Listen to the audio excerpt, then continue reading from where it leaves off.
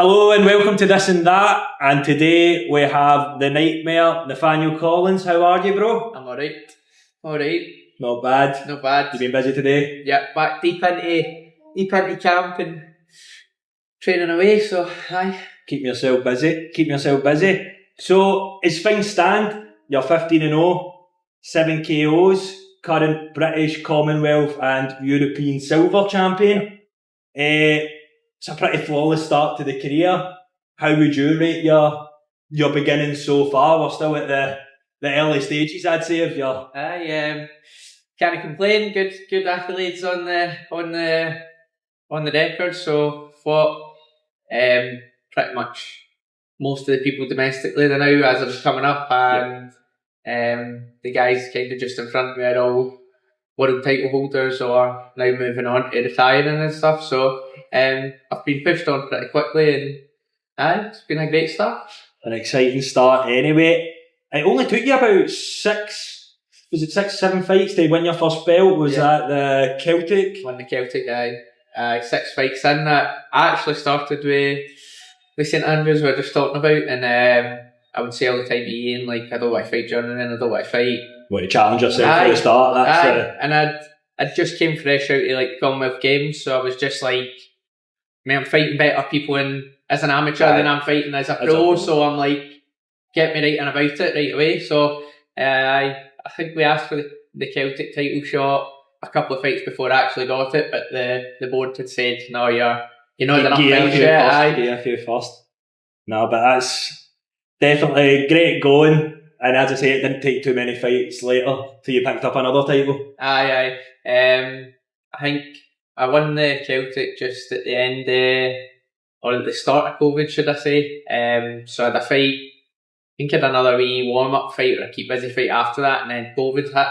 And then that was obviously puts a foot up 2 years there. 2 years out. So, but I liked COVID. I was furloughed. I would just train all the time and go on adventure and just get on about my business. And it wasn't really like, I don't drink, I don't, and I'm still up to no good. So I was just training all the time. A pure athlete, as it says. I was just training all the time and just having fun. So as soon as I came back, I was ready to go, and I fought for the Commonwealth title, first 12 rounder right back, and there was no messing about. I got kind of what I wished for. So baptised with fire or something, as we would say.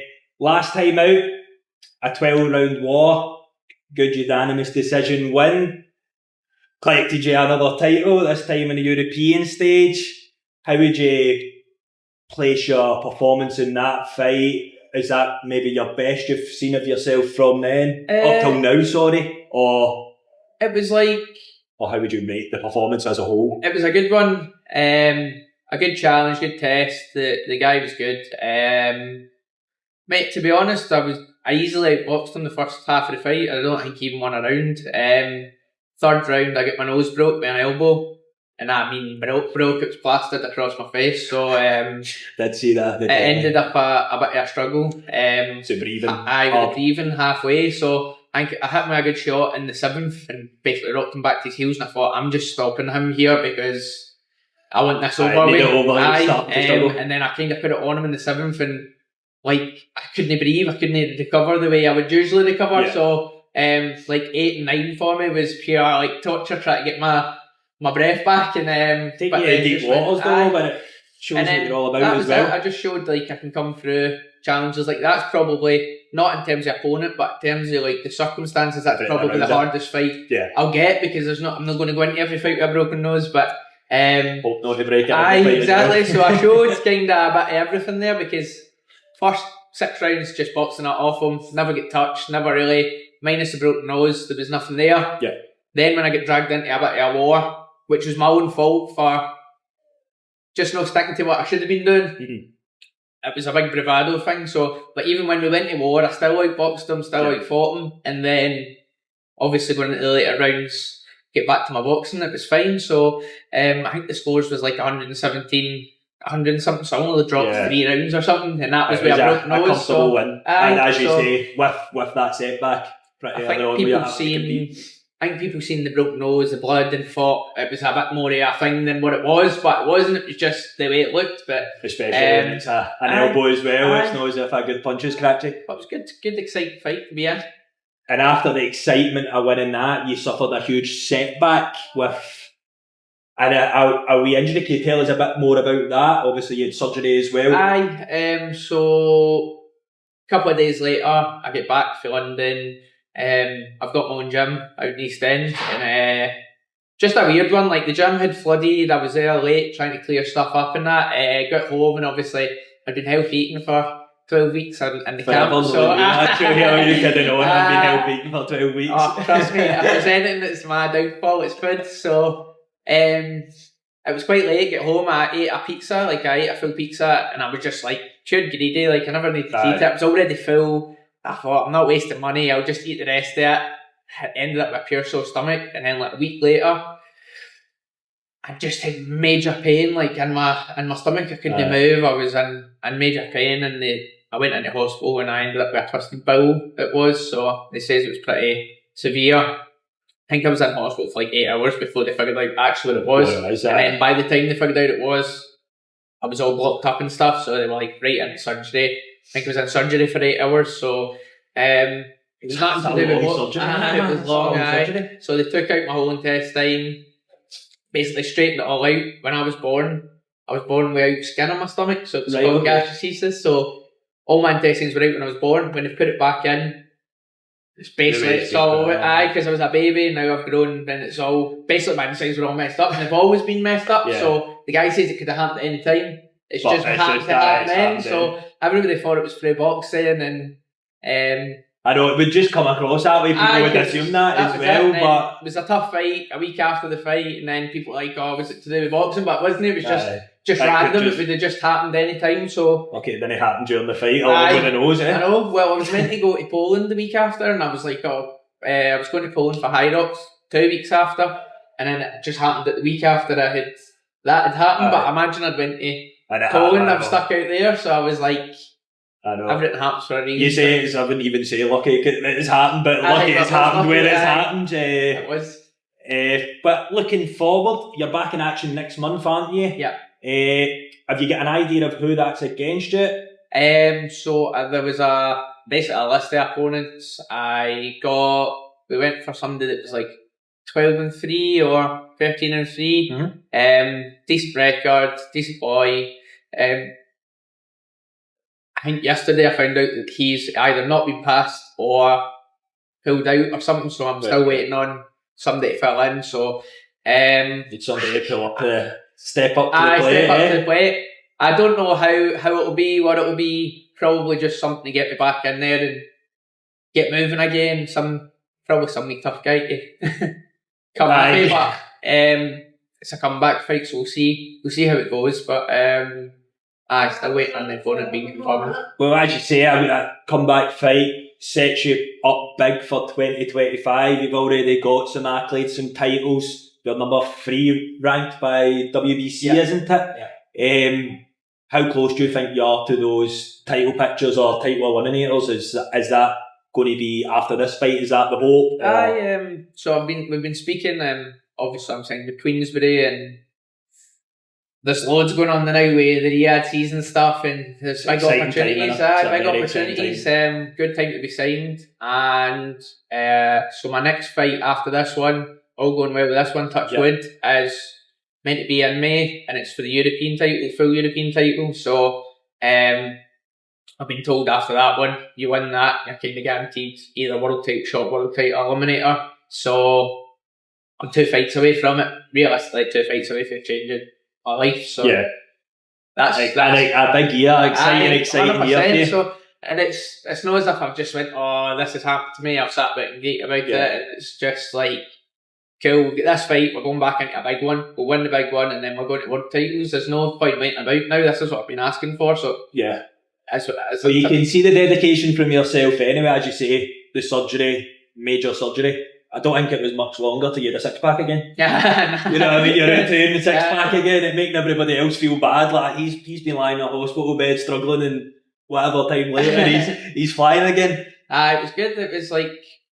I think I'm that kind of person that I just don't have it in me to just, if I'd have sat about, I'd have probably just retired. Yeah. Whereas I've got a good group around me, I've got Yeah. a good team around me. So my coach Joe, he was like, get back in the gym, let's do what we can do. So as soon as the surgeon says you can skip again, you can shadow box again, you can, there was things that I was gradually allowed to do, and as soon as they hit, I was back in doing it. And then I think 12 or 14 weeks after I had my surgery, I ran like a 120k ultra marathon with some of the boys for the gym and stuff. So there was just mad stuff going on where I was just like, if I sit about, I'll probably end up chucking boxing, you know what I mean? So it was just get back in and prove that still worth it.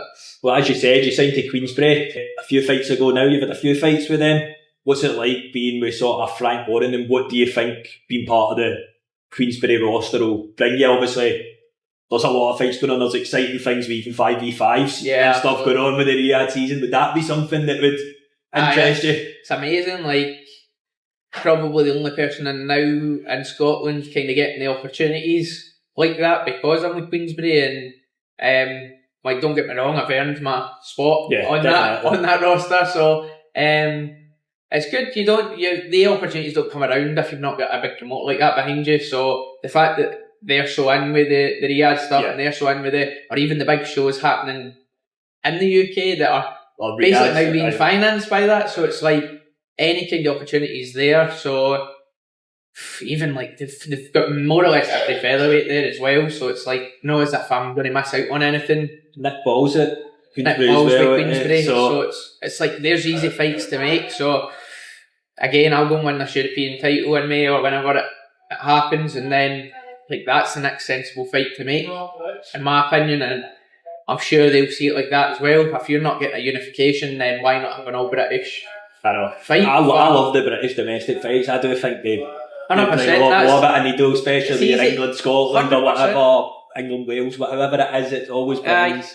And in the past, we were meant to fight for the British. That was who we initially had an eliminator to fight for the British. So, it just makes sense. We've got history, and it's just one of the ones. So definitely be a good fight. I think anyway, it'd be a good one for the fans. 100%. If they can get it in Liverpool and Anfield or wherever, or Saudi, then massive show. So. Well, just touching on for that then, as you say, a few different venues, your Saudis and stuff. You've fought in a few sort of arenas so far. The Hydro, didn't you? You fought there, the Emirates, a few other ones. York Hall was a recent. What's been your favourite so far, and where would be your dream arena or dream stage to fight? That's a hard question. My favourite so far has probably been I like the York Hall. I've fought there 3 times. I do like it. It's cooking, it's good atmosphere and stuff. Don't know if it's my favourite. The Hydro was alright, but it's like big and it's hard to like feel that that's around you. I fought my first fight back to the Commonwealth in Hamilton Accies Stadium, and that was cool. Like, it was an outdoor thing, it was like packed, it was like quite a cool arena. And then, mate, probably the best fight I've had was I defended the Commonwealth in Bolton, and whatever stadium that was. Bolton White. It used to be or something. And they'd like pure oversold it, so it was packed to the gunnels. I've got a photo and I'm up on the ropes, but there's like thousands of people around it, and it was just great atmosphere, great night. So there's been a good few ones. Where would I like to fight?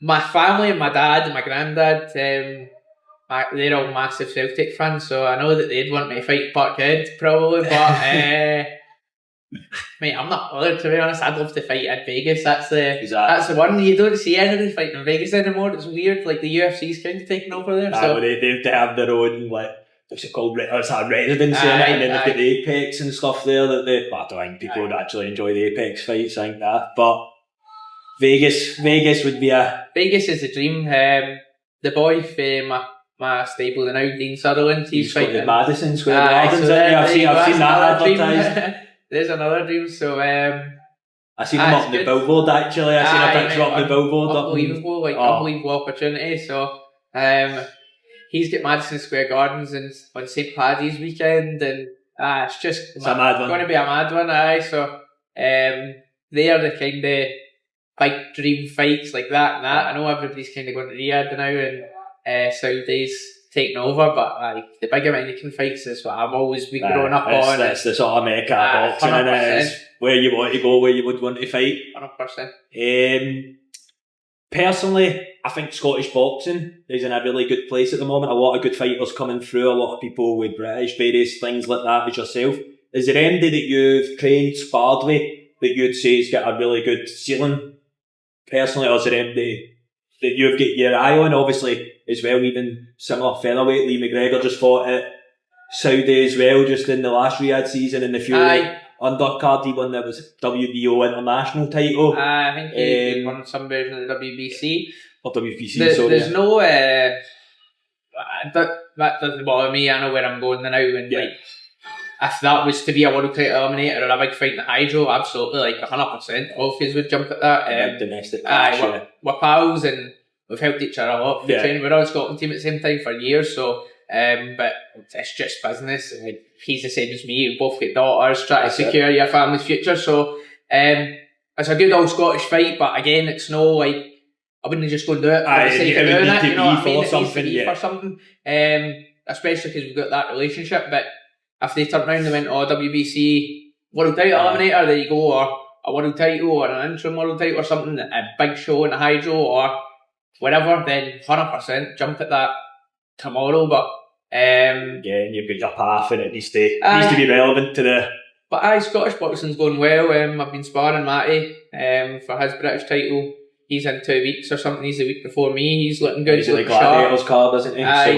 So he's got the British title coming up. So another British title coming to Scotland. And then Reagan, he's got his British title eliminator as well. That's that your card? No, that's next week. He's on his own card. So really, really looking forward to that. He's somebody that came through with him for the last 10 years. And like the development in him and the dedication that he shows is unbelievable. And then obviously Dean's putting us on the map a bit out in New York, so so I'm looking forward to that. And it's a good stable for you at the moment. It's a good training team, all flying into the high areas. So must be good to see each other doing that as well, especially with yourself and that route as well. It's good that you're all coming up properly. And as you say, you're a very busy guy. You're a father. You've obviously boxing training all the time, and you touched on you've got your own sort of gym. Yep. Tell me a bit about it. It's called Team Nightmare as well, isn't it? So, is that mainly your sort of hybrid training now, or what is it sort of? We've got so Joe Ham Jr. Obviously, he's been to 2 Commonwealth Games. Plenty of pro fights as well for a high level. So he's running the amateur team now. Okay. Him and Stuart Buck, also an ex-pro. They're running the amateur team now. So we've got a good group of amateurs all fighting in the Scotland team. There's like 3 of them on the Scotland team. So we've got one girl, she just won a bronze at the European Games, and then some really good talent, honestly, coming through for the young ones. And then on the other side of it, I don't really take much to do it because I like to just stay in the zone when I'm in camp. But my brother-in-law Chris, he's like mega into high rocks, so he's fit, probably one of the fittest people I've trained with in a number of years. So we get some serious athletes in the gym now. One of the boys just ran a 2:30 marathon and stuff, like just people doing mad crazy stuff. So get a few people doing Ironmans and it's like flying. It's just a good environment to be in. So the boxing boys all go to the hybrid stuff, train with the hybrid boys, get fit, get in good nick, and then it's just everybody's bouncing off each other. So that's good. I've seen some videos and the atmospheres look good. I used to train at Pack Performance. There'll be like a rivals to use here. I'm good pals with Thomas. Do I tell you, I'd quite like to see a wee inter-city games where we spoke about it. You send your best, Pack send their best, you get, is it Affit? I can't remember how you say it. But all the sort of wee teams all send their best and have a wee mini high rocks. The Nightmare Boys as well. They are, Tam. The Nightmare Boys will win. So the Nightmare Boys will win. Don't make us pull out our best. The Nightmare Boys are Listen, I'm going to stay impartial. I've got my small allegiances. Good friends with Tam. I actually went to Pack before we started our own hybrid stuff for a wee while. Reagan was injured, and like I was just training boxing myself for a while. Yeah. Chris was focusing on his own high rocks, so like I was like just constantly always training myself, and I was like, I need a wee, just a group to train in for a couple of times a week. So I ended up going to Kip Park, and it was good, great atmosphere. Get on well with Tam. We talk quite a lot actually. Same as Affit and Jerry and all that. Like, there's no bad nothing. So it would be good to get me and Cam spoke about getting a Christmas games on the go. But it's just I was getting back into camp and stuff. Yeah. So, but it'd be good to get a gym competition. Our gym competitions, you take some bragging rights. That'd be good. I'd be up for that. And we'll just finish with a wee bit. If you can give me, I'll give you two options, and you tell me this or that. Okay. Easy, self-explanatory. So, Bivol or Bertiev? I mean, that's not that easy. I didn't say they were easy. I said it's self-explanatory. But I feel like Bertiev will get it again, just because he got it the first time. But my honest opinion is, I thought Bivol won the first time. So I thought it was really boxed, really nice, boxed, clever, more eye-catching stuff. Everything just seemed to be a bit more effective, whereas Bertiev just done his usual. And I think like him not stopping Bivol is a win on its own for him. So he knocked somebody out. So I think it will probably be pretty much up similar lines, but I think Bertiev will just get it because that's what the judges like, aggression. Another good one to look forward to anyway. Brilliant fight. We'll stay with your gym stuff here. The assault bike or a skier? What's worse or what do I prefer? I prefer none of them. I mean, what would you? I like skiing. Skiing's my thing. So we'll go with the skier. Is that where you thrive in the high rocks? Is that you? Quite like the skier. Rapid skier. Get the good techers on it. So I don't think anybody would choose a assault bike. To be honest, that's it's a horrible thing. The worst. Action or comedy movies? Comedy. Anything in particular? What would you say is your favourite? The other guys with Will Ferrell and Mark Wahlberg's probably my favourite movie, to be honest. That's a classic. Comedy all day, every day. I don't think they'd be releasing many good comedies, and they used to go through an absolute phase that there was stuff after, but you never really. I'm like one of them weird Netflix guys that watches stuff that I've already watched because I know that I'm going to like it. That's what I'm like with Harry Potter. He actually must be able to play the wizards. Sparring / bag work or fitness work? Sparring. There's always been, I just like a good spar. Sparring's a good scrap.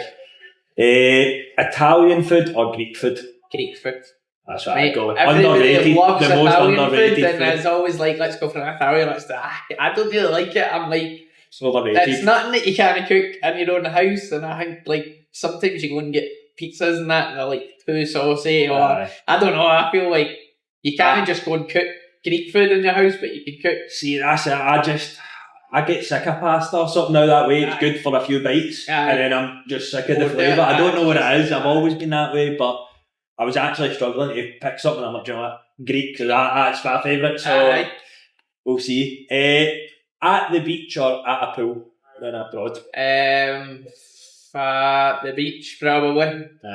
I've not been abroad that much, to be honest. I think like the first holiday I've been was just there, like in 5 years or something. Just Fuerteventura. The beach was good because I had my way in, but I don't know. It's just one of the ones, isn't it? I'm not like a mad major sunburn trip under it. So. Summer or winter? Well, I might answer that there then. I do like summer. I like summer here. It's like they get good temperature. It's hardly summer here, is it? I like a bit milder. Obviously, this is terrible. If you can run in it, it's good weather. If you can't run in it, then it's good. I struggle to run in any temperature, so I don't know where that leaves me. We actually touched a bit on it earlier. So, the Sphere in Las Vegas or Saudi? Las Vegas. See, I think the Sphere looks unbelievable. See the Mexican sort of Noche event, Independence for the UFC. See just the visuals and everything. It made such a... It's mega. The stuff that they're doing with like the arenas and stuff as well. They built another one in Vegas just there. What was it? with that T-Mobile one as well, they've just built. That's absolutely huge. But I think they're just putting stadiums up all over the place for. Next fight, next month. Yep. MD is looking for tickets. Is there still tickets available to Tickets get? available. Just contact me on any social medias. I'll sort you out, get dropped off, and There we are. Get them bought. night. There'll be a good night of boxing in store. Well, best of luck for 2025. Thanks for coming on.